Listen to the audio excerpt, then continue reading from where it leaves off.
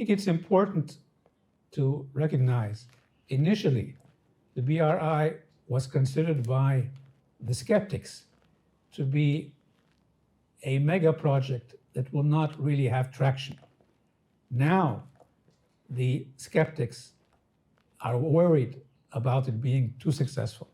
I've seen very significant cooperation, very significant projects between China and many of the countries on the BRI, especially in infrastructure areas, but beyond that, that have been mutually beneficial.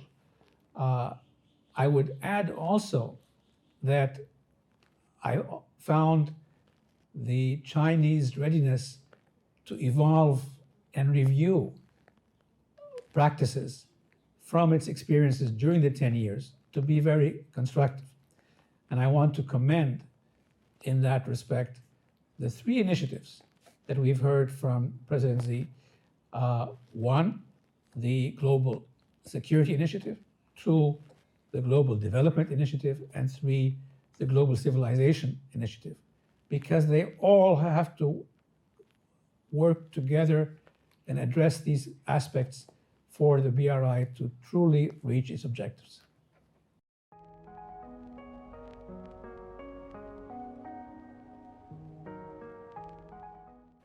I have come to China many, many times, and in my past career as a diplomat, had many Chinese diplomatic friends. But what I've seen in the last decade, especially with the BRI, has been a readiness from China to put hard assets in support of developing countries. But more importantly than that, a readiness from China to listen and learn from its partners on these projects, to have a better understanding about how best to do these projects. So this interest in evolving, in listening to each other, in looking for shared experiences, what you have repeatedly emphasized, mutual respect and win-win situations, have really been good experiences. And I can tell you specifically, today, China is Egypt's largest single investor. We have a Chinese industrial zone in Egypt, which has 145 to be precise, different Chinese companies.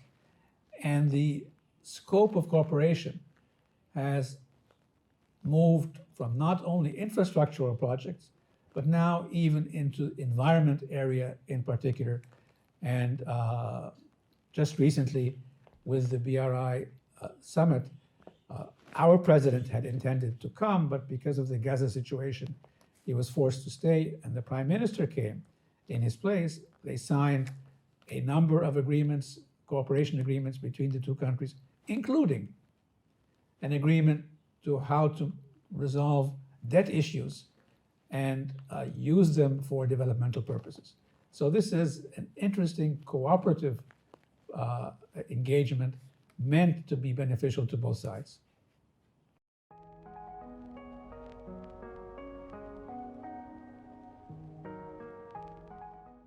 First of all, the historic vision of China vis-a-vis the Middle East and the Middle East vis-a-vis China has been that the focus is on energy. We have moved from that to a much wider focus of cooperation. Energy is an important component, but it's not only energy. Today, China is not only the largest investor in Egypt, it is also the largest trading partner for a number of Arab Gulf countries. And that includes energy and other issues as well. You see a more active contribution and interest of China in environmental issues throughout the region. I think we have one of the largest wind farms in Egypt that is done with Chinese collaboration. And you see this in other parts of the Middle East, including, by the way, in energy drilling and the sorts. We need to move forward, and to move forward frankly, there is a strong need for more people-to-people engagement. As our business sector deal with each other directly, they have to understand each other. And they will only understand each other when they learn from each other, when they visit each other. So the people-to-people engagement is important, especially starting from the university level with students and faculty. And I used to be a promoter of cooperation between Egyptian universities and China for years. And except for the COVID period, I used to come to China at least 4 times a year, here at Beijing University or in Shanghai and other parts of the country.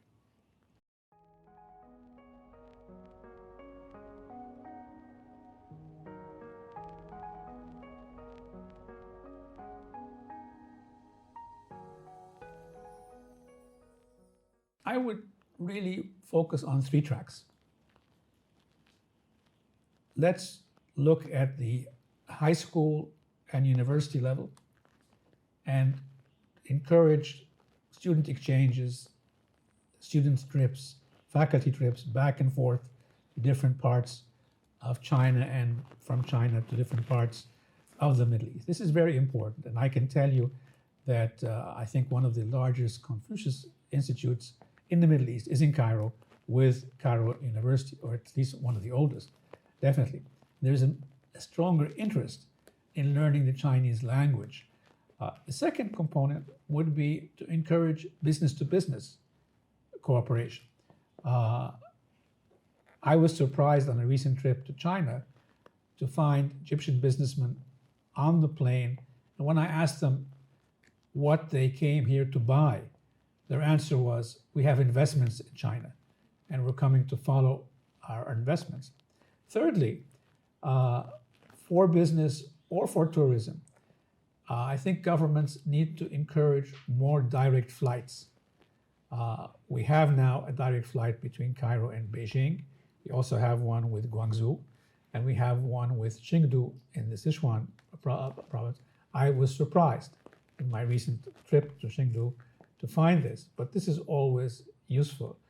And I think there is a vast potential for growth. China and Egypt have long civilizations, rich histories. There is an interest in culture and civilization and history on both sides. So beside the R&R tourism, I think the cultural tourism is a very strong asset that we can both promote.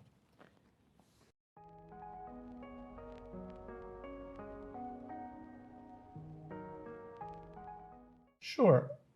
That really comes essentially from my past experience as a diplomat. I negotiated with many people, friends and foes, over the years.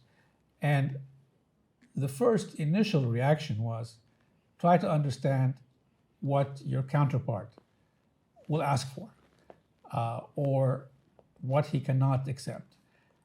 Over time, I felt that's not enough, that it's particularly in a global society where we're all networked and connected with each other and where everybody wants to take decisions relatively quickly. I felt it is not enough, and to really achieve good, optimum results, whether it's from my country or mutual results on both sides, it's important to understand how your counterpart thinks, what's on their mind. And I will be very candid with you. I've traveled all over the world in my diplomatic career.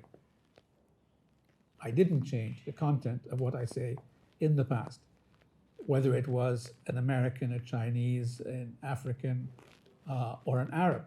But I did change the way I said it, because I'm trying to succeed in conveying my message to my counterpart. And if I don't understand how he thinks, I will not be successful in conveying my message. So it's very important to understand how you think. And the only real way to do that is to start early with people-to-people contacts. to have more engagement at the societal level. I can tell you, to my surprise, Chinese programs on television and cinema are actually quite attractive in Egypt, which surprised me, but it's clearly something where you have successes these days, and I congratulate you for it.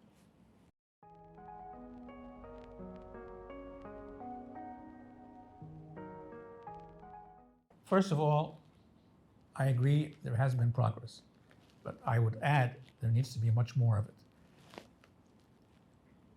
Just last month, I think in Beijing, you established a new archaeology museum.